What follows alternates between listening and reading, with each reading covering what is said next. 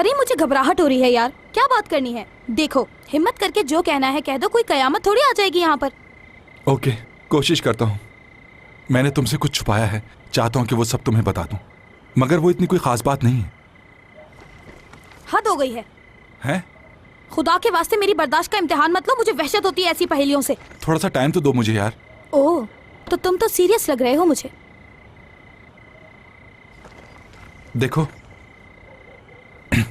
तुम्हारे बाबा का फिर फोन आया था। पहले तो मैंने फोन नहीं उठाया, लेकिन फिर उन्होंने बार बार किया।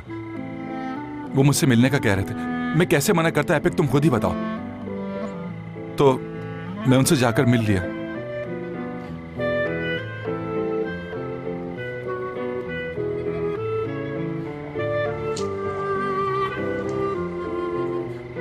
अच्छा किया। अच्छा किया? यानी तुम्हें इस बात का बुरा नहीं लगा? मैंने बिल्कुल ठीक किया ना एपिक? तुम्हारे बाबा बहुत परेशान लग रहे थे। वैसे ऐसे क्यों देख रही हो एपिक? मुझे डर लग रहा है। क्या कह रहे थे? हाँ, मैं बता रहा हूँ तुम्हें। कल वो मुझे मिलने का कह रहे थे। देखो एपिक, तुम्हें बता दिया, मेरे जहन का बोझ उतर गया। उफ। मुझे पता था, तुमने बताया नहीं, लेकिन मुझे मालूम था। अगर मैं जाहिर नहीं करती हूँ ना कोई भी चीज, तो इसका मतलब ये नहीं कि मुझे कुछ नहीं पता होता। क्या बात है मेरी लेडी, तुम तो बहुत ही आला हो। बहुत शुक्रिया करीम, मुझे सब सच बताने के लिए। बहुत शुक्रिया।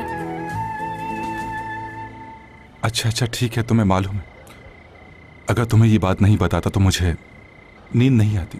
लेकिन आखिर बाबा तुमसे क्यों मिलना चाहते हैं? हाँ, क्या मसला हो गया है? ऐसी भी क्या जरूरत पड़ गई है? मुझे नहीं मालूम कि मुझसे क्यों मिलना चाहते हैं।